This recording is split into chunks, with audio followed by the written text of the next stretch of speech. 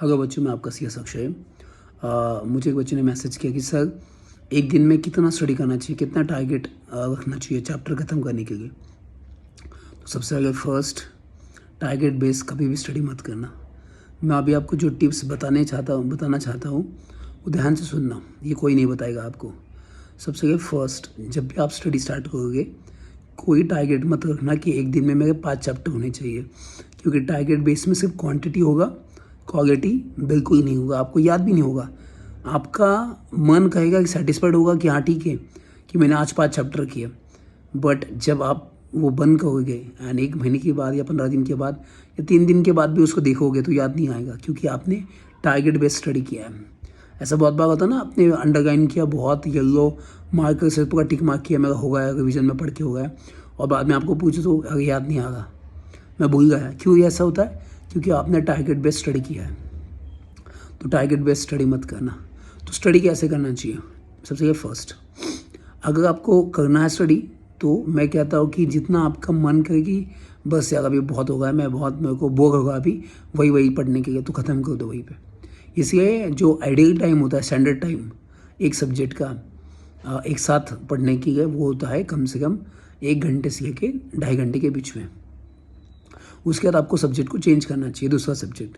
तो सुबह 2 सब्जेक्ट, शाम को 2 सब्जेक्ट, 4 सब्जेक्ट आप ले सकते हो जिनके 4 सब्जेक्ट है। और जिनके पास 4 से ज़्यादा सब्जेक्ट है तो वो 3 दिन के बाद 3 सब्जेक्ट ले सकते हैं, बट अल्टरनेट 3 दिन के बाद सब्जेक्ट को चेंज करते हैं ना, क्योंकि आपका टच रहेगा।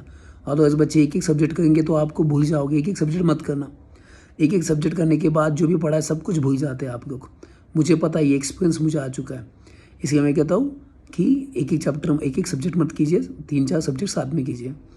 तीसरी चीज़, याद रखना, अगर आप कहते हो कि सर बहुत टाइम जाएगा स्टार्टिंग में नोट्स बनाने के लिए, इट टेक्स 3 मंथ्स या 2 मंथ्स नोट्स बनाने के लिए, जाने दो भाई साहब।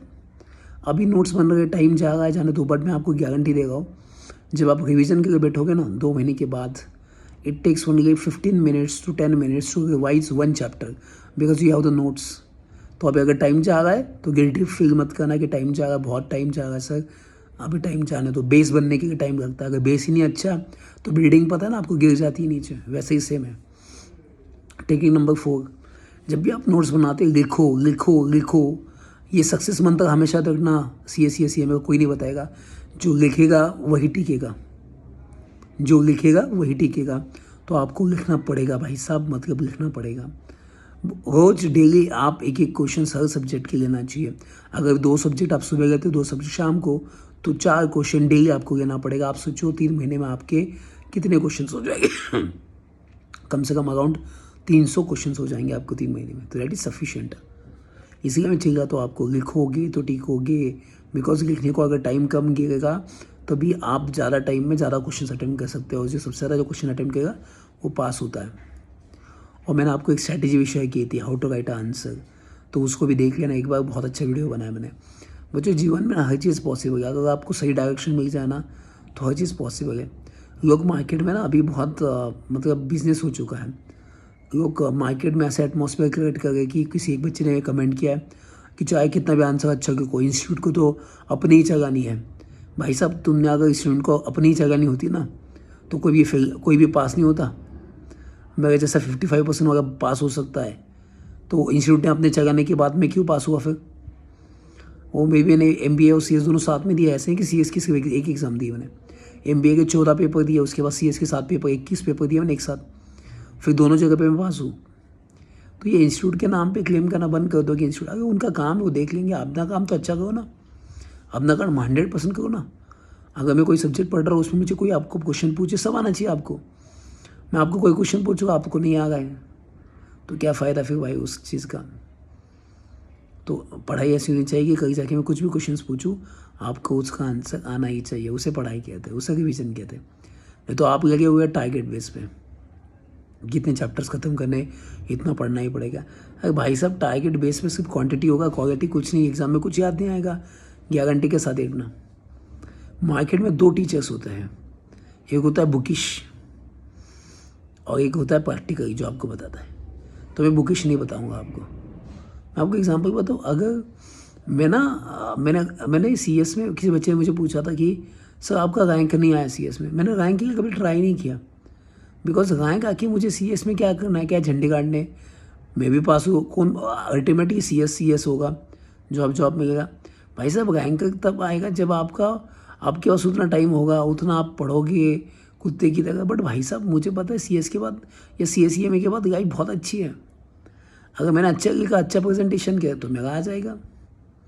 अब वो डिपेंड करता है, बट याद रखना अगर कोई एयर है और इंडिया रैंकर है CS में, बट ये मत समझना कि वो रियल लाइफ में भी अच्छा होगा या प्रैक्टिकली में भी बहुत अच्छा होगा। कभी कभी कोई बुकिश पर्सन रियल प्रैक्टिकल चीज़ों में नहीं चल पाते, काम जॉब में नहीं कर पाते, प्रैक्टिकल CS का काम होगा तो नहीं आ जाएगा, उनके पास बुकिश नॉलेज है। तो कभी कभी ऐसा भी हो सकता है कि ये मत सोचना कि सर एयर आने के बाद वो कितने अच्छे हैं। अरे वो एयर सिर्फ बुकिश नॉलेज में आ सकता है, रियल लाइफ में काम करना अलग होता है। तो वहाँ पे ये नहीं बोल सकते मेरा एयर है तो मैं काम नहीं किया तो चलेगा, नहीं भाई साहब। तो ये एयर भी है, देखो अपना नसीब है, अपना जब मेहनत किया तो आ सकता है। मेरा क्यों नहीं आया था, क्योंकि मैंने प्रैक्टिकली मेरा वीक था, मुझे प्रैक्टिकल पसंद नहीं था, इसलिए मैंने CA की जगह CS किया। तो प्रैक्टिकल नहीं था CSE में हर जगह पे एग्जामिशन है, बट प्रैक्टिकल की वजह से मेरा रैंक नहीं आया, वो ये रीज़न था। बाकी मेरा मार्क्स बहुत अच्छे थे, 77, 70, 66, 7 ऐसे मार्क्स थे। तो अगेन मैं वही कहना चाहता हूँ, टारगेट बेस्ड स्टडी मत करना कि इतने चैप्टर खत्म होने चाहिए। भाई साहब आपको लगता है एक चैप्टर हुआ, आधा चैप्टर हुआ, that is sufficient, but points ready होने चाहिए। मुझे आज भी एग्जीक्यूटिव के पॉइंट्स याद आ गए, मैंने इतनी अच्छी स्टडी की थी, पता है आपको। मैंने आपको पता कंपनी को आप बच्चों को डिफिकल्टी लगता है, मेरे को कंपनी का एक सेक्शन पता है, जैसे 186 लोन्स एंड इन्वेस्टमेंट, वो चैप्टर मैंने इतना बेहतरीन किया था। हर chapter loans and investment section 186। दूसरा पॉइंट, अगर 60% लोन लेता है बोर्ड ऑफ डायरेक्टर्स तो उसको बोर्ड रेजोल्यूशन चाहिए, 60% से ज़्यादा लेता है तो स्पेशल रेजोल्यूशन, अगर स्पेशल रेजोल्यूशन है तो MGT 14, तो 30 डेज के अंदर फाइल करना पड़ता है। आप सोचिए कितना ईजी प्रोसेस है पॉइंट्स निकालना, कितना ईजी, 1 मिनट के अंदर मैं क्वेश्चन सॉल्व कर देता हूँ। तो ऐसा आपका होना चाहिए था भाई साहब। आज मेरी आवाज़ ख़राब है, बट स्टिल मैंने आपकी वीडियोस बनाए, आपके कमेंट थे, इसकी वजह से मैं आपकी हमेशा रेडी हूँ बच्चों। आप कभी भी दिक्कत में हो, आपका कभी भी कुछ फेस हो प्रॉब्लम्स, सिर्फ ये अक्षर सर को, AB सर को याद करना, हमेशा आपके साथ है, हमेशा। क्योंकि मेरा एक ही सपना है कि जिन बच्चों को CSE में डिफ़िकल्टी लगता है, ऐसे बच्चों को बताना कि कितना आसान है, लोगों ने इसको कितना डिफ़िकल्ट बना के रखा है। ऐसा कुछ नहीं है, ये सब मोह माया है कि आप ऐसा एटमॉस्फेयर क्रिएट करें कि डिफ़िकल्ट आपको क्लास लगानी पड़ी। सब आपके ऊपर डिपेंड करता है, सबके ऊपर, कि वो कौन कैसा पढ़ाता है। ठीक है, अगर आपको कोई पूछना है मुझे या कोई आपको डाउट है जिसके ऊपर वीडियो बनाना चाहिए तो कमेंट बॉक्स में मेंशन करना, मैं उसका वीडियो बना दूंगा सिर्फ आपके लिए। ठीक है, थैंक यू सो मच, मिलते हैं नेक्स्ट वीडियो में, बाय बाय, टेक केयर।